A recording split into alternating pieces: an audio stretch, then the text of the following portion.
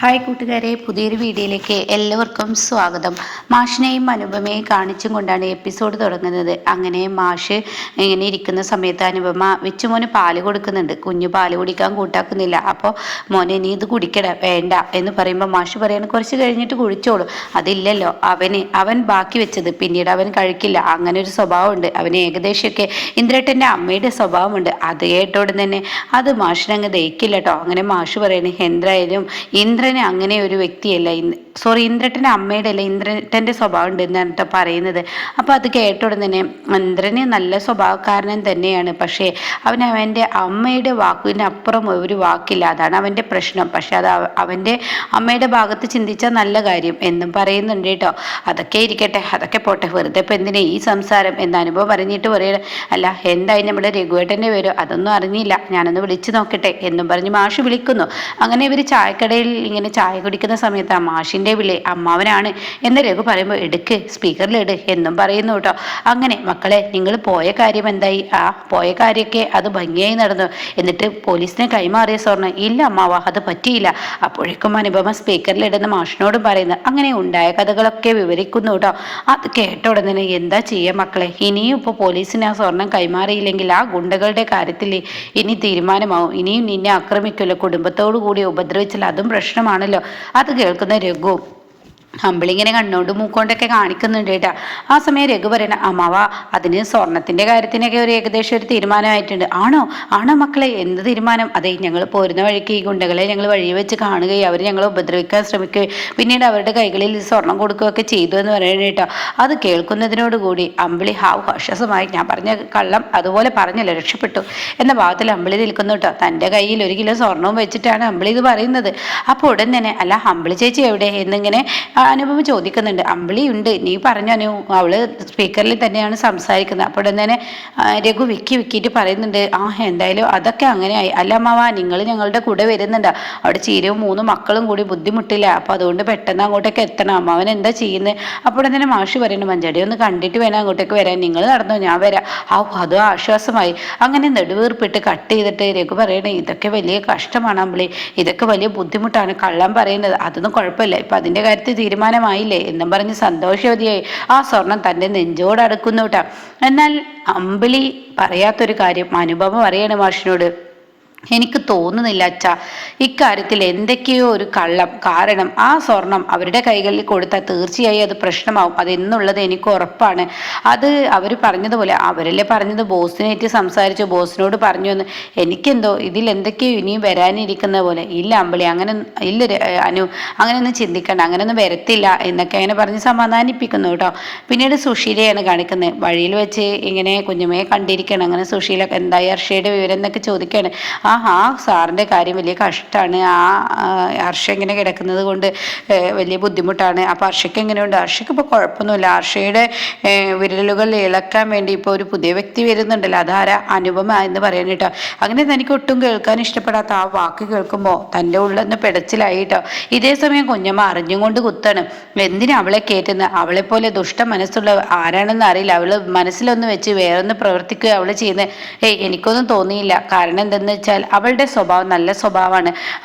അനുപമ ഒന്നും പ്രതീക്ഷിച്ചിട്ടല്ല ഹർഷയെ പിച്ച് നടത്തണമെന്ന് അവൾക്കൊരു ഇതുണ്ട്, മനസ്സിലൊരു പ്രതിജ്ഞയുണ്ട്. അങ്ങനെ നടക്കുന്നു, അങ്ങനെ വരുന്നു എന്നൊക്കെ അങ്ങനെ പറയണം കേട്ടോ.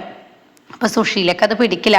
അല്ല സുശീല, പണ്ടൊക്കെ ആയിരുന്നെങ്കിൽ ഇടയ്ക്കിടയ്ക്ക് വന്നിരുന്നല്ലോ, പക്ഷ വീണപ്പോൾ നീ വരുന്നില്ലല്ലോ എന്നൊക്കെ പറയുമ്പോൾ എനിക്ക് കുറച്ച് പണികളൊക്കെ ഉണ്ട് എന്നൊക്കെ പറഞ്ഞിട്ട് തപ്പിപ്പിടിച്ച് ആ വഴി മാറ്റുന്നു കേട്ടോ. അപ്പോൾ ഈ സമയം ഹർഷയുടെ ഈ ഒരു ഇത് ഇങ്ങനെ മനസ്സിൽ കയറുകയാണ് സുശീലയ്ക്ക്. തീർച്ചയായും ഹർഷയും അനുപമയും കൂടി ഒന്നിച്ചു കഴിഞ്ഞാൽ തന്നെ തളർത്തുമെന്ന് അവിടെ മനസ്സിലാക്കണം കേട്ടോ. ഇനി ഞാൻ എന്ത് എന്നുള്ള ആ ഒരു മനോഭാവം സുശീലയുടെ ഉള്ളിൽ കടന്നു വരുന്നു കേട്ടോ. അങ്ങനെ ഈ സമയം ഇതൊക്കെ കേട്ടിട്ട് അങ്ങ് അംഗീകരിക്കാനാവാതെ നിൽക്കാണ്. എന്നാൽ ഈ സമയം അതങ്ങ് അംഗീകരിക്കാൻ സുശീലക്ക് കഴിഞ്ഞിട്ടില്ല. പിന്നീടാണെങ്കിലോ ഇങ്ങനെ ഹർഷയെയും അതുപോലെ രവിയെയാണ് ഇട്ടാ കാണിക്കുന്നത്. ഇവർ രണ്ടുപേരും ഇങ്ങനെ ഇരിക്കുന്നുണ്ട്. അപ്പോൾ അവരുടെ രവി ഇങ്ങനെ ഹർഷയുടെ കാര്യങ്ങളൊക്കെ ചെയ്തു കൊടുക്കണം കേട്ടോ. ആ സമയം കാണാൻ കുഞ്ഞമ്മ കയറി വരുന്ന. അല്ല കുഞ്ഞമ്മ, എങ്ങോട്ടാ കുഞ്ഞമ്മ ആരോടൊന്നും പറയാതെ പോയത്? അത് മോനെ കുറച്ച് സാധനങ്ങൾ മേടിക്കാനുണ്ടായിരുന്നു, എന്നോട് പറഞ്ഞാൽ പോരെ? എൻ്റെ രവി മോനെ, നീ ഇവൾക്ക് വേണ്ടി ഒരുപാട് ബുദ്ധിമുട്ടുന്നുണ്ട് കുഞ്ഞിൻ്റെ കാര്യത്തിൽ. അത് കുഞ്ഞമ്മയുണ്ട് ഉണ്ടല്ലോ ആണ് എങ്കിലും കൂടി നിന്നെ ബുദ്ധിമുട്ടിക്കണ്ട, ഈ കുഞ്ഞുമ്മക്ക് കഴിയുന്ന കുഞ്ഞമ്മ വാങ്ങാൻ പോയി. അതിനിടയ്ക്ക് ഒരു സന്തോഷ വാർത്ത പറയാനുണ്ട്. എന്ത്? ഞാനിന്ന് സുഷിലയെ കണ്ടു. അത് കേൾക്കുന്ന ഹർഷയുടെ മുഖം മാറി മറിയുന്നു കേട്ടോ. ഹർഷയ്ക്ക് അത് അംഗീകരിക്കാൻ കഴിയുന്നില്ല. ഹർഷ ദേഷ്യഭാവത്തിൽ ഇങ്ങനെ നോക്കുമ്പോ ഞാനിന്ന് അവളെ കണ്ടു. അപ്പൊ കുഞ്ഞമ്മ അത് വേണ്ടായിരുന്നു, അവരെ പോലെ ഒരു വ്യക്തിയെ കാണാതെ ഇരിക്കായിരുന്നു നല്ലത്. അപ്പൊ അതിനെ അനുകൂലിക്കുന്നു കേട്ടോ ഈ പറയുന്ന രവി ഹർഷയും കേട്ടോ. അപ്പോൾ തന്നെ കുഞ്ഞമ്മ പറയണേ, ഞാൻ അവളെ കണ്ടു, അനുപമ ഇങ്ങോട്ടേക്ക് വരുന്ന കാര്യമൊക്കെ ഞാൻ പറഞ്ഞു. അതുകൊണ്ട് തന്നെ സുഷിലയുടെ ഉള്ളിൽ ഒരു തീപ്പൊരി പാറിയിട്ടുണ്ട്, കുത്തൻ്റെടുത്ത് തന്നെയായിട്ട് കുത്തിയിട്ടുണ്ട്. എനിക്ക് അവളെ കണ്ടു കഴിഞ്ഞു എങ്ങനെയൊക്കെ പറയണത് എൻ്റെ മനസ്സിലുണ്ടായിരുന്നു, അത് ഞാൻ ചെയ്തു. എന്തായാലും അത് നന്നായി എന്നൊക്കെ ഇങ്ങനെ ചിന്തിച്ചിട്ട് കുഞ്ഞമ്മ പറയുമ്പോൾ അവിടെ ഉടൻ തന്നെ ഹർഷ എനിക്കൊരു പേപ്പറും പേനയും താ എന്ന് പറയണം. അങ്ങനെ ഹർഷ അതൊക്കെ എഴുതി കൊടുക്കുകയാണ് കേട്ടോ. എന്നിട്ട് രവി അത് വായിക്കുകയാണ്. വേണ്ടായിരുന്നു കുഞ്ഞമ്മയെ, അനുപമയെ കുറിച്ച് അങ്ങനെ പറയണ്ടായിരുന്നു എന്ന് പറയണം. അപ്പോൾ ഉടൻ തന്നെ രവി പറയണം, ശരിയാണ്, അവരൊരു വിഷം ചീറ്റുന്ന ഒരു സർപ്പം പോലെയാണ് അവരുടെ സ്വഭാവം. അവരെ എപ്പോഴാ വിഷം ചീറ്റാന്ന് അറിയില്ല. അവർക്ക് ബന്ധങ്ങളുടെയും എന്തിൻ്റെയും വില അറിയാത്ത സ്ത്രീയാണ്.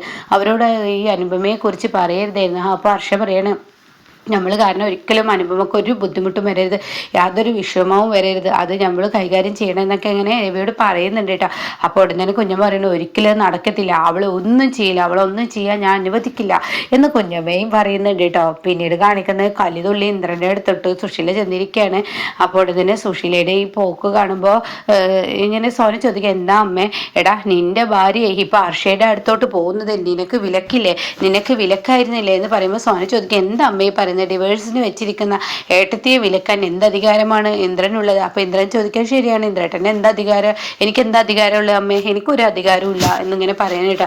നീ നിന്റെ വരുതിക്ക് കൊണ്ടുവരണ അവളെ, നിനക്ക് ബൈക്കിൽ ചുറ്റാനും അവളെ ഇടയ്ക്കിടയ്ക്ക് പോയി കണ്ട് സ്വലഭിക്കാനും ഒക്കെ നിനക്ക് കഴിയുമെങ്കിൽ നിനക്ക് നിന്റെ കുഞ്ഞിന്റെ അമ്മ എന്നുള്ള നിലക്ക് അവളെ നിലക്ക് നിർത്തണം. ആ രവി പഠിച്ച കള്ളനാണ്, അവന്റെ ഭാര്യ തളർന്നപ്പോ വേറൊരുത്തിയെ നോക്കുകയാണ്, അതാണ് ചെയ്യുന്നത് എന്ന് പറഞ്ഞിട്ട് ഇങ്ങനെ ഇന്ദ്രന്റെ ഉള്ളിൽ ഒരു തീപ്പൊരി ഇട്ട് കൊടുക്കുകയാണ് കേട്ടോ. എന്നിട്ട് ഇന്ദ്രനോട് പറയണേ, എടാ, നീ നിന്റെ ഭാര്യയെ നിലക്ക് നിർത്തേണ്ടത് നിന്റെ അത്യാവശ്യമാണ്, അല്ലാതെ ഈ അമ്മ പറഞ്ഞു തരേണ്ട കാര്യമല്ല, നീയാണ് അത് ചെയ്യേണ്ടത്. നിന്റെ ഭാര്യയെ നീ ഇവിടെ നിർത്തരുത്. അത് കേട്ടോടെ തന്നെ പിന്നെ ഞാൻ എന്താ ചെയ്യേണ്ടത്? അവളെ പഞ്ചരത്നത്തിലോട്ട് പടി ഇറക്കണം, അവൾ പഞ്ചരത്നത്തിൽ പോയി നിൽക്കണം. ഇല്ലാത്ത അപവാദങ്ങൾ പറഞ്ഞിട്ടാണെങ്കിൽ അവൾ ഇവിടെ നിൽക്കാൻ പാടില്ല, അവൾ നിൽക്കും തോറും നിനക്ക് ആപത്താണ് എന്നൊക്കെ ഇങ്ങനെ പറയുന്നുണ്ട് കേട്ടോ. അങ്ങനെ സുശീല ഇനി വീണ്ടും ഹർഷയുടെ അടുത്തോട്ട് പോവാതിരിക്കാൻ വേണ്ടി അനുപമയെയും ഈ പറയുന്ന രവിയെയും കുറിച്ച് അപവാദങ്ങൾ പറയുമ്പോൾ തനിക്ക് എല്ലായിടത്തും ഏത് സമയത്തും വിജയമുണ്ടെന്ന് കരുതിയാണ് സുശീല അതൊക്കെ ചെയ്യുന്നത് കേട്ടോ. പക്ഷെ ഇന്നല്ലെങ്കിൽ നാളെ താനും വീഴും എന്നുള്ള സത്യം കുഞ്ഞമ്മ പറയുന്നത് പോലെ അത് ഇനി സുശീല മനസ്സിലാക്കാനിരിക്കുന്നേ ഉള്ളൂ കേട്ടോ. അപ്പോൾ ഇതുപോലെ ഡെയിലി റിവ്യൂസും അപ്കമിങ് റിവ്യൂസും വളരെ നേരത്തെ തന്നെ എൻ്റെ ചാനലിടാൻ ശ്രമിക്കുന്നതായിരിക്കും. നിങ്ങൾ ആദ്യമായിട്ടാണ് ചാനൽ വരുന്നതെങ്കിൽ നിങ്ങൾ സബ്സ്ക്രൈബ് ചെയ്താൽ ഞാനിടുന്ന വീഡിയോയുടെ നോട്ടിഫിക്കേഷൻ നിങ്ങൾക്ക് ലഭിക്കും കേട്ടോ.